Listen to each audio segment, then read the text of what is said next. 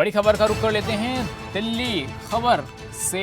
आपको बता दें कि खबर फास्ट है, ये आपको खबर बता रहा है देश की आजादी के लिए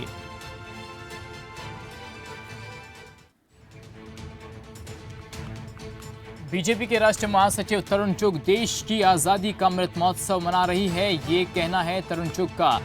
देशभक्ति, मानवता, भाईचारे के लिए जाना जाता है भारत, आन बान और शान का प्रतीक तिरंगा। ये कहना है तरुण चुग का। तरुण चुग ने राहुल गांधी पर भी निशाना साधा। राहुल गांधी झूठ बोलने में माहिर हैं, ये कहना है तरुण चुग का। तो यहाँ पर अब अमृत महोत्सव को लेकर आरोपों की सियासत भी जारी है।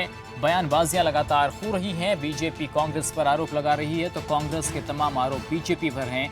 तरुण चुग ने सीधा राहुल गांधी पर निशाना साध दिया है कि राहुल गांधी झूठ बोलने में माहिर हैं। तो इस वक्त की बड़ी और अहम खबर आपको बता रहे हैं, जहां पर बीजेपी नेता ने सीधा राहुल गांधी पर निशाना साधा है।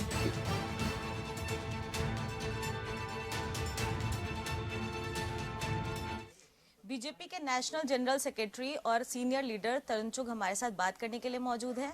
सर, देश आज़ादी का अमृत महोत्सव मना रहा है, हर घर तिरंगा अभियान मना रहा है, लेकिन विपक्ष इसको लेकर राजनीति कर रहा है।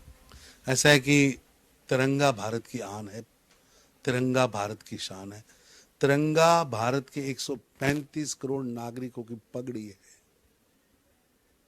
तिरंगा वो जगह है जहां वो फहराया जाता है, वो भारत का अंग है। दूर दुर्गम बॉर्डर पर, चौकी पर जब देश का सैनिक खड़ा होकर देश की सुरक्षा करता है, उस चौकी पर तिरंगा फहराया होना ही उसकी गारंटी है। जब वो सैनिक शहीद होकर वापस आता है तो वही तिरंगा उसको लिपट कर लाया जाता है।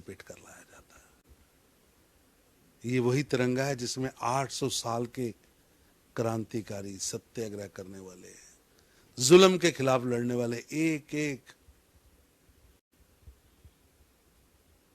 शहीद के संकल्प जुड़ा है। ये हमें याद कराता है कि उन्होंने अपना सब कुछ न्यौछावर करके देश को आजादी दी और हमें तिरंगा दिया है। अब हम सब की ड्यूटी है इस तिरंगे की चौकीदारी करें, इस तिरंगे की पहरेदारी करें। पर बदकिस्मती है, विरोध के लिए विरोध करने वाले तिरंगे का भी विरोध कर रहे हैं, विरोध के लिए विरोध करने वाले तिरंगे पर भी राजनीति कर रहे हैं। सर, पिछले दिनों राहुल गांधी ने एक बात कहा कि आरएसएस ने इतने सालों से कभी झंडे को उस तरीके से सम्मानित नहीं किया जितना अब किया जा रहा है, तो इसको लेके आप क्या कहेंगे? ऐसा है कि राहुल गांधी जी झूठ बोलने के पीएचडी हैं, माहिर खिलाड़ी हैं, रोंग नैरेटिव खड़ा करते हैं। मैं उनसे पूछना चाहता हूं, अगर कुछ ज्ञान कम हो तो अपने जो उनके स्क्रिप्ट राइटर्स हैं उनसे पूछ लें। उनकी ही पार्टी के सांसद जिंदल जी ने इसके खिलाफ सत्याग्रह किया था, कोर्ट में केस किया, उसके बाद ये तिरंगा आम आदमी को लहराने के लिए मिला है। और राष्ट्रीय स्वयंसेवक संघ, भारतीय जनता पार्टी, इनके तन कन कन में देश के प्रति अटूट प्रेम है। और पिछले 100 सालों से राष्ट्रीय स्वयंसेवक संघ इस राष्ट्र प्रेम के यज्ञ में आहुतियां डाल रहा है, अपने आप को समर्पित कर रहा है। इसलिए झूठ बोलना, रोंग नैरेटिव खड़ा करना राहुल गांधी जी की आदत है। और राहुल गांधी जी जनता को ये भी बता दें कि चाइना से छुप छुप कर कौन मिलता है, चाइना के राजदूत को रात के अंधेरे में क्या कहना चाहते हैं। इटली आपके सपनों में आता है, बताएं तो सही।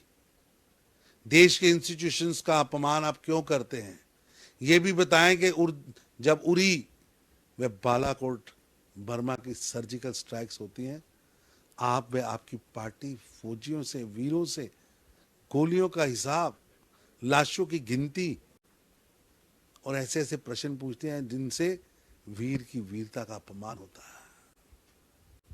सर, एक सवाल पंजाब के संदर्भ में। पंजाब के मुख्यमंत्री भगवंत मान ने अभी ट्वीट करके ये जानकारी दी है कि 1 MLA 1 पेंशन जो योजना है, स्कीम है, उसको गवर्नर की स्वीकृति भी मिल गई है और वो ये कह रहे हैं कि ये मतलब जनता के लिए भी सौगात होगी। ऐसा है कि टैक्स पेयर्स का पैसा विकास में लगना चाहिए। लेकिन करोड़ों अरबों रुपए अपना चेहरा दिखाने के लिए विज्ञापन पर खर्च करने वाले लोग किस मुंह से ये बात कहते हैं? छात्र को स्कॉलरशिप नहीं दे रहे, विधवा बुढ़ापा पेंशन नहीं दे रहे, गरीबों के घर में अनाज नहीं पहुंच रहा, लेकिन नेताजी का विज्ञापन धड़ाधड़ टीवी चैनल्स पर, न्यूज़पेपर में दिखाया जा रहा है, केवल इसलिए क्योंकि फेल सरकार को आप विज्ञापन के बल पर जिंदा रखना चाहते हैं।